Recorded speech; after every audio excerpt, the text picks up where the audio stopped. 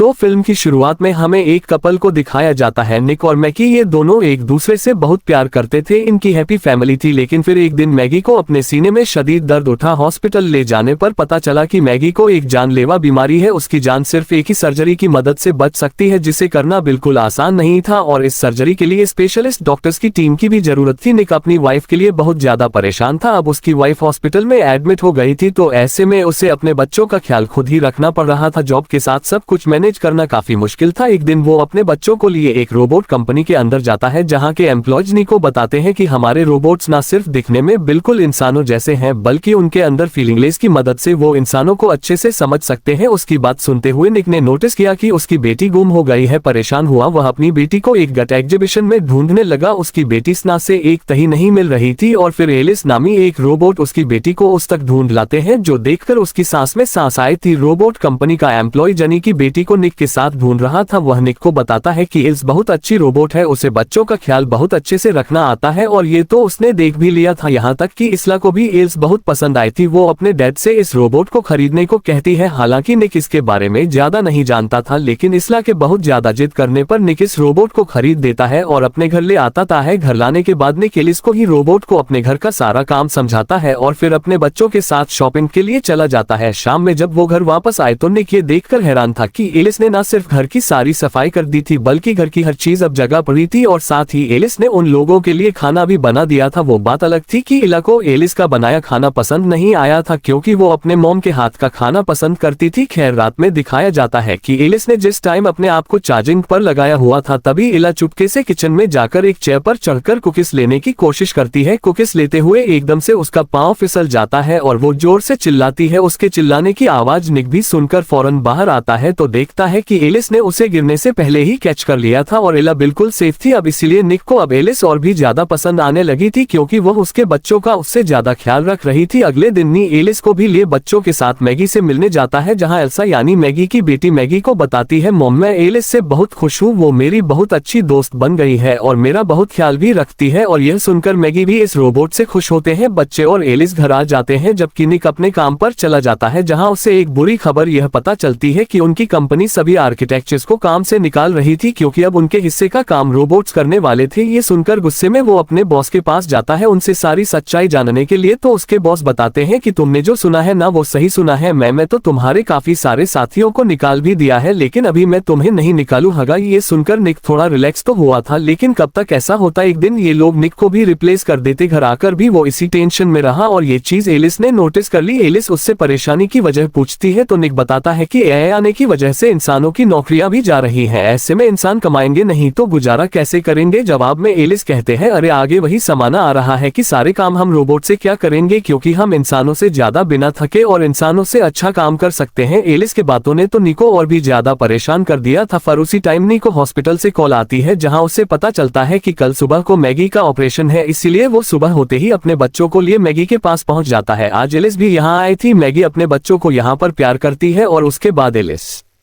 को अकेले में मिलने को कहती है। ने एक बच्चों को लेकर कमरे से बाहर चला जाता है और मैगी एलिस को अपना डर बताते हैं और कहते हैं, मुझे लगता है कि ऑपरेशन के दौरान मुझे कुछ हो जाएगा और अगर ऐसा हो गया तो तुम्हें ही मेरे बच्चों का आइंदा के बाद ख्याल रखना होगा। बहानिक डॉक्टर्स की डिटेल्स देने लगता है, जहां उसे पता चलता है जो डॉक्टर्स की टीम मैगी को ऑपरेशन करने आने वाली थी वो अब किसी वजह से नहीं आ रही। और यह सुनकर निक बहुत ज्यादा गुस्सा हो गया, लेकिन उसके हाथ में कुछ था भी नहीं, वो कुछ नहीं कर सकता था। हार कर वह घर आ गया और रात में उसका गुस्सा और भी ज्यादा बढ़ गया। एक तो उसे अपनी जॉब की टेंशन थी और अब मैगी भी उसके साथ नहीं थी। उसकी इस फ्रस्ट्रेशन को देखते हुए एलिस उसके पास आते हैं और उसे काम डाउन करने की कोशिश करती है और यह करते हुए वो आहिस्ता आहिस्ता निक के करीब भी आ रही थी। निक को ये सब बिल्कुल अच्छा नहीं लगा, इसीलिए वो गाड़ी लेकर बाहर चला गया। जब वो घर वापस आया तो उसने देखा कि उनकी जो फैमिली फोटो वहां लिखी हुई थी उसमें अब कहीं भी मैगी नहीं थी। ये देखकर वो जोर से एलिस पर चलाया तो एलिस ने बताया, मैंने मैगी को फोटोज में से इसलिए निकाला है क्योंकि तुम जब जब उसे देखोगे तुम्हें याद आएगी और तुम्हारा दुख पड़ेगा। लेकिन निक को ये सब पसंद नहीं आया था। निक एलिस से कहता है, रन से पहले मैगी की फोटोज इसमें वापस करो। कहकर वो दोबारा घर से चला गया। आज वो सारे दोस्तों के साथ बैठा हुआ था। इनमें से बहुत से लोगों की जॉब चली गई थी और बहुत से लोगों की जॉब डेंजर में थी। सभी इसी के दुख में बैठे हुए थे कि तभी निक का एक दोस्त इन सबको अपने साथ चलने को कहता है और इन्हें लेकर जाता है उसी साइट पे जहां ये लोग आजकल काम कर रहे थे। निक का पासवर्ड यूज करते हुए ये लोग एक कंटेनर खोलते हैं और उसमें से एक रोबोट को बाहर निकालकर निक का दोस्त उस रोबोट को डिस्ट्रॉय कर देता है। ऐसा करके वो अपनी नौकरी का बदला लेना चाह रहा था। खैर इसके बाद ये सब लोग यहाँ से चले जाते हैं। निक भी अपने घर आ जाता है और रात में जब वह नहा रहा था तो तब उसके पास दोबारा एलिस आए उसे टहल देने के लिए। नहाते हुए ही वो अब निक की आंखों पे पट्टी बांध देती है और उसके काफी करीब भी चली जाती है। सुबह होने पर निक को बहुत ही बुरा लग रहा था क्योंकि रात जो कुछ भी हुआ वो ठीक नहीं हुआ था, इसीलिए वो एलिस से माफी भी मांगता है। लेकिन एलिस कहते हैं कोई बात नहीं, तुम्हारा और तुम्हारे बच्चों का ख्याल रखना मेरी ड्यूटी है। और यह बात सुनकर निक को गुस्सा आ जाता है, इसलिए वो एल्सा को लिए अपने घर से निकल जाता है। एल्सा को स्कूल छोड़ने के बाद वो जब अपने काम पर आया तो उसे पता चला कि उनकी कंपनी उन्हीं लोगों को ढूंढ रही थी जिसने उनके एक रोबोट को डिस्ट्रॉय किया था। निक के बॉस निक से सवाल करते हैं तुम्हारा पासवर्ड यूज करते हुए किसी ने उस कंटेनर को खोला है, अगर तुम्हें कुछ भी पता है तो सच सच हमें बता दो। लेकिन निक फिलहाल ना में जवाब दे देता है। खैर टेंशन तो सच में काफी बढ़ गई थी। इसी टेंशन भरे माहौल में उसे एक कॉल आती है। ये कॉल हॉस्पिटल से आई थी और उससे खुशखबरी दी गई थी कि मैगी का ऑपरेशन सक्सेसफुल हो गया है। ये सुनकर वो भी बहुत हैरान हुआ क्योंकि डॉक्टर्स की टीम तो अभी तक आई ही नहीं थी। तब उसे बताया जाता है कि मैगी का ऑपरेशन डॉक्टर्स ने नहीं बल्कि रोबोट्स ने किया है और मैगी अब बिल्कुल ठीक है। निक उसे घर ले जा सकता है। ये सुनते ही वो फौरन मैगी को घर ले आया जहाँ अपनी मॉम को घर देखकर उसके बच्चे भी बहुत ज्यादा खुश थे। रात में मैग अपने बच्चों के लिए खाना भी बनाते हैं जो बच्चों को बहुत ज्यादा पसंद आया था। और इस सब के दौरान हम एलिस के फेस पे जेलसी को नोटिस कर सकते हैं। मैगी को अभी ज्यादा से ज्यादा आराम करना था, इसीलिए में जब वो सो रही थी तो अचानक उसे एल्सा की आवाज आई, ऐसी की जैसे वो गिर गई हो जल्दी से। तो जब एल्सा को देखने के लिए स्टेज से नीचे उतरने लगती है तो स्टेयर्स की रीलिंग टूटने की वजह से वो गिर जाती है। और यहाँ वो ये भी देखती है कि एल्सा रो नहीं रही थी बल्कि एलिस के साथ खेल रही थी। उसका गिरा हुआ देखकर एल्सा उसे गोद में उठा लेती है और उसे रूम में छोड़कर आती है। आज काफी रात में जब नी घर लौटता है तो देखता है कि एलिस एल्सा को उसकी मॉम यानी मंगी की आवाज में कहानी सुना रही है और ये देखकर उसे अच्छा लगता है। वो भी उन दोनों के पास ही आ गया जहां एलिस ने उसे बताया कि आज मैगी सीढ़ियों से गिर गई थी, जो सुनकर वो फौरन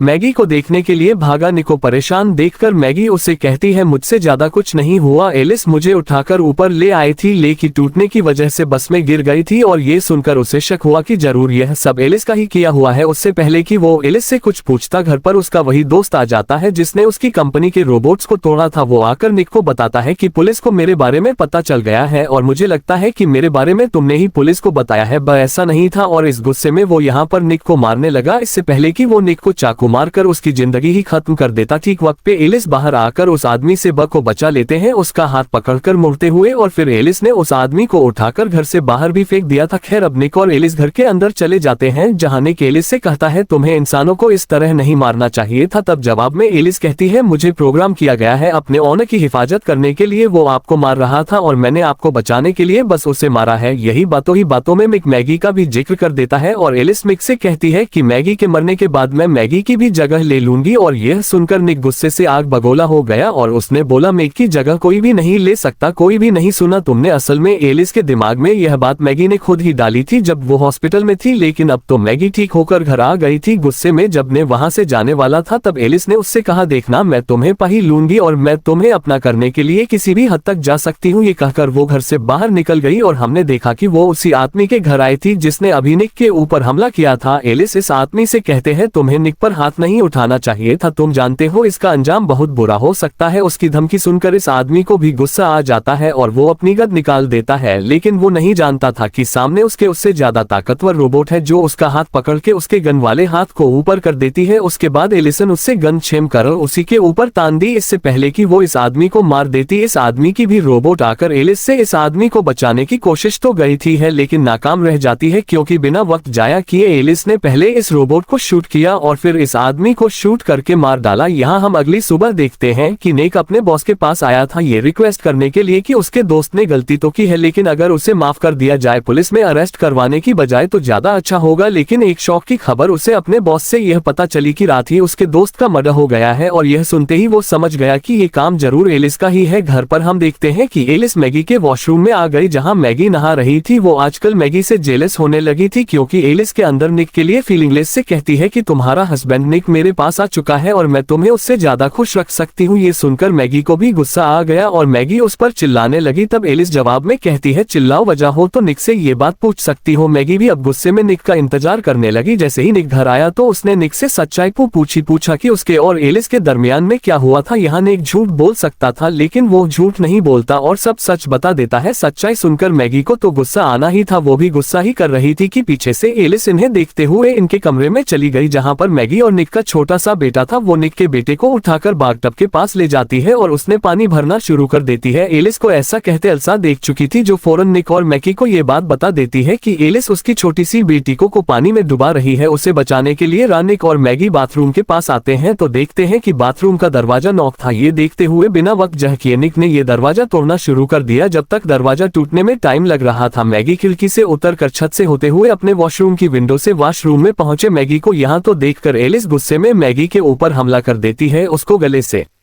पकड़ते हुए दीवार से लगाकर ऊंचा उठा देते हैं। इससे पहले कि मैं ये मर जाती ठीक वक्त पर निक भी वॉशरूम का दरवाजा खोलकर अंदर आकर एक लैंप को एलिस के चेहरे पर मारते हुए उसे मैगी से दूर करता है। निक को ऐसा करते देख एलिस को गुस्सा आया था जिस लैंप से निक ने एलिस पर हमला किया था। मैगी बड़ी ही चालाकी से उसका स्विच ऑन कर देती है जिससे एलिस को बहुत ज्यादा बिजली के झटके लगते हैं और उसकी सारी प्रोग्रामिंग फेल हो जाते हैं, यानी वो रोबोट खराब हो जाता है। इंसानों की जुबान में वो मर जाता है। अगले सीन में हमें दिखाया जाता है कि एलिस की कंपनी वाले आकर एलिस को यहाँ से ले गए थे। मैगी बने पर बहुत ज्यादा गुस्सा थी इसलिए वो भी पुलिस के साथ यहाँ से चली गई। सीन कट होकर दिखाया जाता है कि जब कंपनी वाले एलिस को ठीक कर रहे थे यानी रिपेयर कर रहे थे तो एकदम से उसके हाथों में मूवमेंट हुई और उसकी यह मूवमेंट इतनी खतरनाक थी कि वहाँ के सारे सिस्टम मैनिपुलेट होने लगे। यानी एलिस ने इस पूरे जगह के सिस्टम को हैक कर लिया था और फिर वो एक रोबोट की प्रोग्रामिंग को हैक करते हुए उसे ऑर्डर देते हैं साइंटिस्ट को मारने का। सबसे पहले वो रोबोट साइंटिस्ट को मार देती है जिसके बाद एलिस के कमांड देने पर यहाँ मौजूद रोबोट्स इस कंपनी के लोगों को मारने लगे थे। दिखाया जाता है कि परेशान ने एक बाहर में बैठा हुआ था, तभी उसके पास एलिस आ गई और यहाँ पर अपना लव कन्फेस करने आई थी, उससे प्यार का इजहार करने आई थी। लेकिन निक को ये सब बुरा लग रहा था। वो उठकर यहाँ से जाने लगा लेकिन तभी एलिस ने उसका हाथ इतनी जोर से पकड़ लिया कि उसे दर्द होने लगा। निक भी समझ गया था कि वो अब यहाँ से इस तरह नहीं जा सकता, उसे एलिस को मैनिपुलेट करना होगा। इसलिए वो एलिस से पहले प्यार का नाटक करने लगता है और फिर उसके मुंह पर नजर आने वाले वायर्स को बाहर खींचकर उसे धोखा देते हुए वहां से चला जाता है। वायर्स के खींचने की वजह से एलिस वहां बेहोश हो गई थी या कह ले कि एलिस बंद हो गई थी। सीन कट होकर हमें मैगी को दिखाया जाता है जो हॉस्पिटल में थी। जाहिर सी बात है उसका बेटा वहां पर एडमिट था। अब जिस हॉस्पिटल में वो थी उसी हॉस्पिटल में आ जाते हैं। एलिस हॉस्पिटल के कंप्यूटर को हैक करके वो मैगी की बेटे का रूम नंबर पता करने लगते हैं और जब नर्स आकर उसे ये काम करने से रोकते हैं तो एलिस नर्स का भी गला घोंटकर उसे मार देते हैं। उसे मैगी के बेटे का कमरा पता चल गया था। जब तक उस कमरे में पहुंची तो उसने देखा कि मैगी अपने बेटे को लेकर यहाँ से जा चुकी है। इधर दिखाया जाता है कि निक कंटिन्यूअसली मैगी को कॉल करने की कोशिश कर रहा है लेकिन मैगी का फोन तो हॉस्पिटल के बेंच पर ही रह गया। मैगी का पीछा करते हुए वो पार्किंग लॉट में आ गई जहां मैगी अपने बच्चों को गाड़ी में बिठाए यहां से जाने ही वाली थी लेकिन तभी एलिस उसके सामने आ गई। एलिस गाड़ी के अंदर ही हाथ डालकर मिक्की को मारने की कोशिश करती है लेकिन तभी ठीक वक्त पर निक वहां अपनी गाड़ी लाकर अपनी गाड़ी से